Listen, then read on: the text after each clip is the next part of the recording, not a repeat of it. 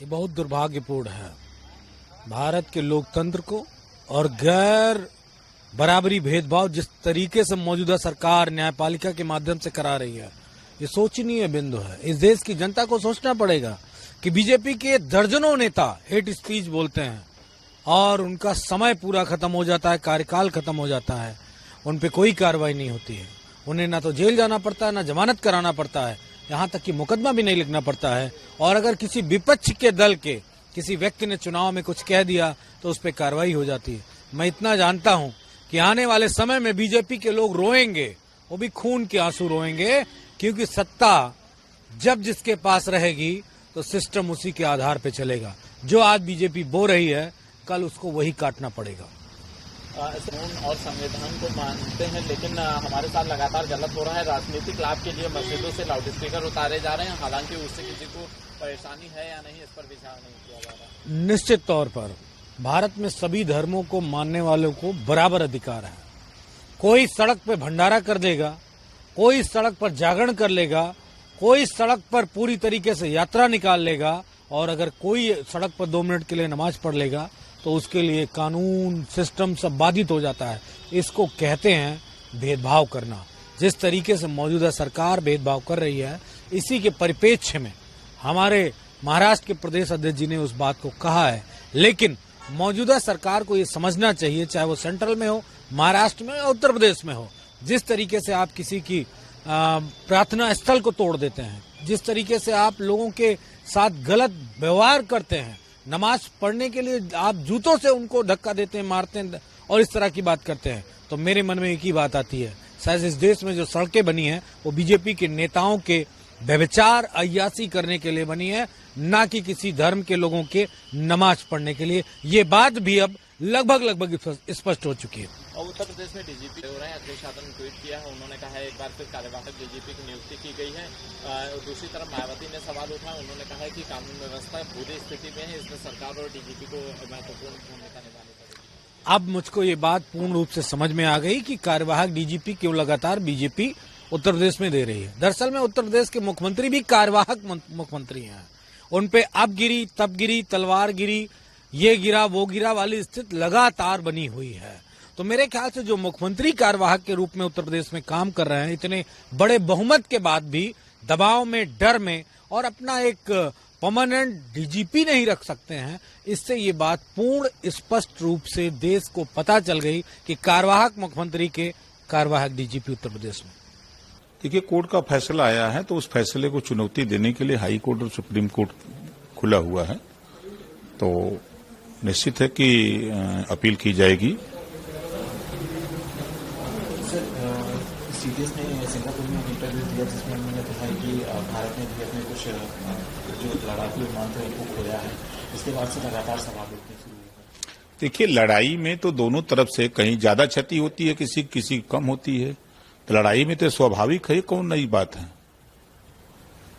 लेकिन कांग्रेस सवाल उठा रही है कि अपनी बातों को छुपाया जा रहा था, आप सीडीएस के बयान से। तो कांग्रेस इतने दिन तक शासन किया, उसको पता नहीं है कि जब 2 योद्धा आमने सामने होते हैं तो लड़ाई में एक तरफ से थोड़ा हथियार चलते हैं, दोनों तरफ से हथियार चलते हैं।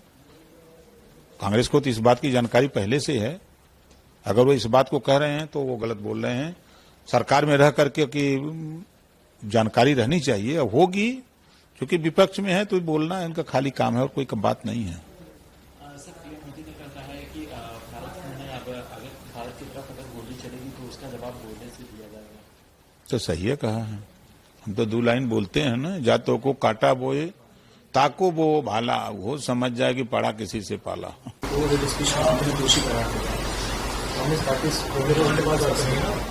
अब देखिए, न्यायपालिका का अपना निर्णय होता है। न्यायपालिका जो तथ्यों के साथ जो चीजें सामने आई होंगी उस पर उन्हें निर्णय दिया जाएगा। निश्चित तौर से न्यायपालिका का जो निर्णय है वो सर्वोपरि होता है, उस पर कोई सवाल जवाब नहीं कर सकते। मैनपुरी में जो भाजपा तमाम अश्लील वीडियो वायरल हो रहे हैं, उनके पुत्रवधू ने ये आरोप लगाया है कि वो तमाम यात्राएं उनको देते हैं, मारपीट करते हैं उनके साथ में, और इसके साथ ही अब उन्होंने एफआईआर भी दर्ज करा दी है। और अखिलेश यादव ने इस पर ट्वीट भी किया है कि ऐसे लोग भाजपा में हो सकते हैं और ऐसे भी भाजपा से जा सकते हैं। भाजपा में ऐसे लोगों की फहरिस्त है, लंबी लाइन पड़ी हुई है। अभी आपने जो जिसके बारे में मैनपुरी के बताया, अध्यक्ष के परिवार का। आप देखिए जौनपुर में एक भाजपा के नेता, पूर्व सांसद के बड़े नजदीकी हैं वो, जो एक कलाकार को उसके साथ किस तरीके का दुर्व्यवहार कर रहे हैं। अभी आप देख सकते हैं, अभी एक घटना मध्य प्रदेश की मंदसौर की हुई है। अब वो किस तरीके का मानसिक इन लोगों का संतुलन खराब हो गया, सड़क पे किस तरीके की गंदी हरकत कर रहे हैं। इनके यहाँ एक पहले से जेल में बंद है कुलदीप सेंगर, तो भाजपा में तो लाइन लगी पड़ी हुई है। और इस तरह के जो जितने चरित्रहीन गंदे लोग हैं वो भारतीय जनता पार्टी के नेता बन के बैठे हैं, भारतीय जनता पार्टी के अंदर सांसद और विधायक बने हैं, और भाजपा के अंदर ऐसे लोगों को सम्मानित किया जाता है, उनको महिमा मंडित किया जाता है। उनको सेवा विस्तार में सकता है, हालांकि आज उनका हमको निवृत्त होना तो सेवा से, लेकिन उम्मीदें ऐसी हैं कि को सेवा विस्तार को। देखिए, पूरी उत्तर प्रदेश की सरकार कानून व्यवस्था पर फेल है। अब इसी पे दिमाग लगा हुआ है कि सेवा विस्तार दिया जाए कि रोका जाए, दिया जाए कि रोका जाए। मैं कल से देख रहा हूं कानून व्यवस्था क्या चलेगी, इसलिए कि कौन आदमी हमारे बातों को, हमारी चीजों को करवाएगा, पुलिस से गलत काम कौन कराएगा, उसको बनाएंगे कि पुलिस का पूरा दुरुपयोग करेंगे। मैं समझता हूं कि इससे पूरे प्रदेश की कानून व्यवस्था ध्वस्त हो चुकी है। आए दिन 14 हत्याएं, 15 हत्याएं, बलात्कार, रेप रोज हो रहा है। तीन मर्डर अभी जौनपुर में मैं गया था, दलित समाज का। उसके दूसरे दिन एक यादव समाज के बच्चे को चाकू घोंप कर मार दिया गया। अभी बनारस के अंदर घटनाएं घट रही हैं। लखनऊ में आप देखिए, अभी परिवार के लोग आने वाले हैं, अब सुसाइड कर लिया बच्चे ने, उसके ऊपर FIR नहीं किया अभी तक। तो ये पूरी तरीके से, और परमानेंट कोई डीजी नहीं है, टेम्परेरी डीजी बना के रखा हुआ है। ये क्या है? इसलिए कि वो उनसे अपना दबाव डालकर उनसे अपने तमाम तरीके के हथकंडे इस्तेमाल करती है भारतीय जनता पार्टी, और उनसे गलत सही काम कराने का प्रयास करती है। तो निश्चित तौर से परमानेंट डीजी हो और जो मजबूती से पूरे प्रदेश के अंदर कानून व्यवस्था को संभाल सके, और जो सरकार के गलत चीजों को, गलत बातों को न माने और अपनी तरीके से काम करे। सर, भाजपा नेत्री के पुत्र हैं, उनके तमाम जो अश्लील वीडियो में वायरल हो रहे हैं, उनके पुत्र वधू ने तमाम ये आरोप लगाए हैं कि उनके साथ वो मारपीट करते हैं, उनको प्रताड़ित करते, तमाम यातनाएं दे रहे हैं, और इस पूरे मामले पर उन्होंने FIR भी दर्ज कराई है। देखो, लोकतंत्र में विधायिका, कार्यपालिका, न्यायपालिका और मीडिया जो भी संज्ञान में आता है, चाहे वो मीडिया के माध्यम से आए, चाहे व्यक्ति के माध्यम कार्यपालिका का, तो जो भी मामले होते हैं, जब जहां मुकदमे दर्ज हो जाते हैं, FIR दर्ज होता, तो जो नियमानुसार होगा कार्रवाई होगी। अगर जो गलत होगा वो सजा का भागी होगा। अगर ज्यादातर मामले देखे जाते हैं कि बाद में जाके हुस्टाइल हो जाते हैं या फिर वो गलत है। बहुत ऐसे केसेस हैं कि जो निचली अदालत में उसे दोषी करार दिया जाता है, सुप्रीम कोर्ट में जाने के बाद निर्दोष साबित हो जाते हैं। तो जब तक फाइनली किसी के ऊपर चार्ज न हो जाए, दोष न हो जाए, उस पर कोई बयान देना ठीक नहीं। अखिलेश यादव ने ट्वीट करके कि ऐसे लोग भाजपा में शामिल होते हैं और ऐसी उम्मीद भाजपा से की जा सकती है। तमाम वीडियो भी, चलचित्र भी रूप में कहीं ना कहीं सोशल मीडिया पर वायरल हो रहे हैं। अब वो बड़े नेता, पिछड़ों के नेता, उनसे क्या कहा जाए। उन्हीं के पार्टी का सदस्य था, आपने देखा होगा फैजाबाद में, और वो उनके पार्टी का बड़ा सदस्य था, और एक निषाद लड़की के साथ इस तरीके से घटना हुई जिसमें जांच हुआ। आज तक पार्टी से नहीं निकाला उन्होंने, सदन में उठाया आवाज हम लोगों ने, बुलडोजर चल गया, सब चल गया।